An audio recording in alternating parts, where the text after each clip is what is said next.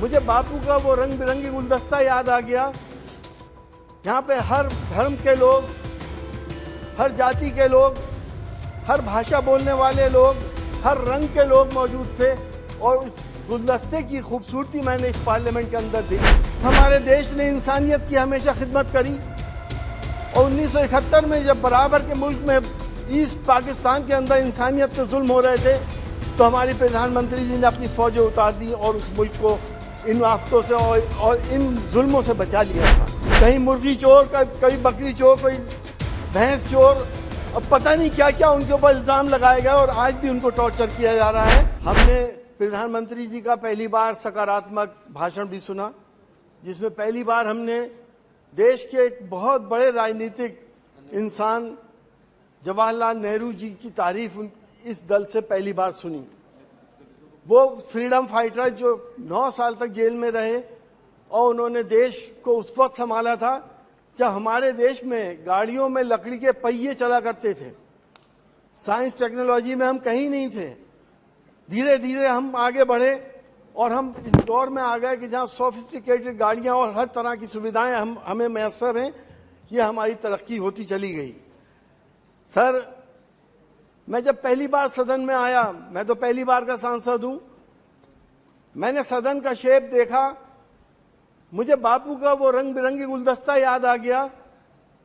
यहाँ पे हर धर्म के लोग, हर जाति के लोग, हर भाषा बोलने वाले लोग, हर रंग के लोग मौजूद थे और इस गुलदस्ते की खूबसूरती मैंने इस पार्लियामेंट के अंदर देखी। सर, हमने वो दौर भी देखा था जवाहरलाल नेहरू जी के बाद बहुत मिसेस इंदिरा गांधी भी तशरीफ लाई और इंदिरा गांधी के ज़माने में जब हमने एटॉमिक ब्लास्ट करा था, हम एटॉमिक पावर भी बने थे, वो भी पल हमारे लिए स्मरणीय है और गौरवशाली हैं। इसी तरह से हमारे देश ने इंसानियत की हमेशा खिदमत करी और 1971 में जब बराबर के मुल्क में ईस्ट पाकिस्तान के अंदर इंसानियत पे जुल्म हो रहे थे तो हमारी प्रधानमंत्री जी ने अपनी फौजें उतार दी और उस मुल्क को इन आफतों से और इन जुल्मों से बचा लिया था। ये तमाम बातें हमारे देश में होती चली आई।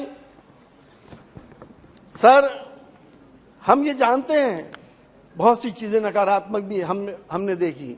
इस 17वीं लोकसभा में हम आए, हमारे एक साथी हमारे साथ थे जो देश के नेता हैं, जिनको ऐसे ऐसे चार्जेस में फंसाया गया जिनका नाम आजम खान साहब है, वो इसी हमारे कुलीग थे। कहीं मुर्गी चोर, कहीं बकरी चोर, कोई भैंस चोर, अब पता नहीं क्या क्या उनके ऊपर इल्जाम लगाए गए और आज भी उनको टॉर्चर किया जा रहा है। उस नेशनल लीडर के साथ ये सब कुछ हुआ और जब हमने अपने संरक्षक से शिकायत करी तो मुझे अफसोस के साथ कहना पड़ रहा है कि हमने अध्यक्ष जी को भी अब बहुत असहाय पाया। हमने प्रधानमंत्री जी से मिलने की कोशिश करी, हमें टाइम नहीं मिला। सर, प्रजातंत्र में ये परंपराएं हमारी समझ में नहीं आती कि प्रजातंत्र इस तरह से आगे बढ़ेगा या नहीं बढ़ेगा। हमने 7वीं लोकसभा में सर हमारे कुछ ऐसे बिल पास हुए, सीएए आ गया, 3 तलाक का बिल आया, 370 को हटाया गया, जिससे हिंदुस्तान की दूसरी बड़ी आबादी मुसलमानों की दिल आजारी हुई। और इसका संदेश क्या गया देश के अंदर? संदेश ये गया कि किसी को हिजाब पे परेशानी होने लगी, किसी को नमाज पे परेशानी होने लगी, किसी को मस्जिद पे, तो किसी को मदरसे पे परेशानी होने लगी। क्या ये वही बापू का देश था जहां पे हम सब ने प्यार मोहब्बत से मिलके मंदिरों के तहखाने में एक तरफ नमाज पढ़ते थे, एक तरफ पूजा करते थे? हमने इस तरह से देश को आजाद कराया है जब हम एक थाली में खाना खाते थे। आज हम किस जगह पे आ गए कि यहाँ मंदिर ना हो, यहाँ मस्जिद ना हो, यहाँ अजान ना हो, यहाँ नमाज ना हो? अरे क्या पैदा करने वाला मेरा और है और आपका कोई और है? पालनहार क्या अलग अलग हो गए? सर, ये राजनीति बहुत खतरनाक दौर से गुजर रही है, देश के लिए बहुत खतरनाक है। अगर आज हमने ये नहीं समझा तो आगे आने वाला भविष्य हमारा अंधकार में है। हमें प्यार मोहब्बत से आगे बढ़ना पड़ेगा। हमने सर कानून पास करे। हम चाहते हैं कि हम इस लोकसभा से दूसरी लोकसभा में जा रहे हैं। हम चाहते हैं कि हमारा प्यार मोहब्बत, सांप्रदायिक सौहार्द, सर्वधर्म संभाव और वासुदेव कुटुंबकम के फंडामेंटल पे हम आगे बढ़ें, तभी हम दुनिया में महाशक्ति बन सकते हैं। हम नई पार्लियामेंट के अंदर सच चाहते हैं कि वुमेन रिजर्वेशन बिल आना चाहिए। समाजवादी पार्टी उसकी पक्षधर है, लेकिन समाजवादी पार्टी चाहती है कि SC ST और OBC और मुस्लिम्स का भी उसके अंदर अलग से रिजर्वेशन हो, और ये रिजर्वेशन पार्टियों के ऊपर लागू हो, इलेक्शन कमीशन के ऊपर नहीं लागू होना चाहिए। पार्टियां अपने हिसाब से वुमेन्स को टिकट दें। कहीं ऐसा ना हो कि जहां जहां हमारे बड़े बड़े नेता खड़े होते हैं, अगर इलेक्शन कमीशन उनसे नाराज है तो उसको महिला डिक्लेयर कर दे। सर, हम चाहते हैं कि नई पार्लियामेंट के अंदर प्लेस ऑफ वर्शिप एक्ट को और स्ट्रेंथन किया जाए, ताकि एक सांप्रदायिक सौहार्द बने। लोग मौका उठा रहे हैं देश के सांप्रदायिक सौहार्द बिगाड़ने का।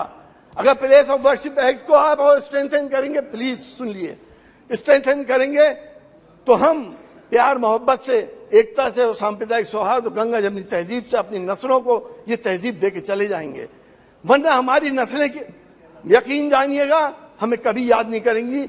वो हालात पैदा ना हो जाएं। आज देश की दूसरी बड़ी आबादी मुसलमान बहुत फिक्रमंद है, बहुत परेशान है कि हमारी नस्लों का आगे क्या होगा, कहां हमें इंसाफ मिलेगा और कहां हमारी बात सुनने वाला कोई होगा या नहीं होगा।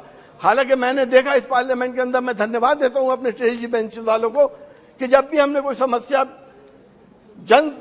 लोगों की समस्या की बात करी तो इन्होंने हमारी मदद करी। जब भी हमने कोई क्वेरीज करी तो इन्होंने हमारी मदद करी। हमारे मनभेद हरगिज नहीं है, हमारे मतभेद जरूर हैं, वो हम पार्लियामेंट के अंदर हैं और बाहर हम सब एक हैं। सर, G20 हुआ, हमें खुशी है कि देश का नाम आगे बढ़ा। ऐसे आयोजन पहले भी बहुत हुए थे और होते रहने चाहिए। G20 से हमें किसी बात की कोई परेशानी नहीं है। नॉन अलाइंड मूवमेंट भी हुआ था यहाँ पर, उसकी भी बहुत बड़ी एक इवेंट हुई थी।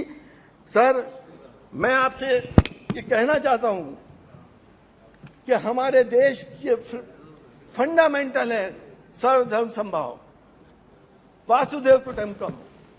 अगर हमने इसको नहीं बचाया तो फिर हम देश को नहीं बचा पाएंगे।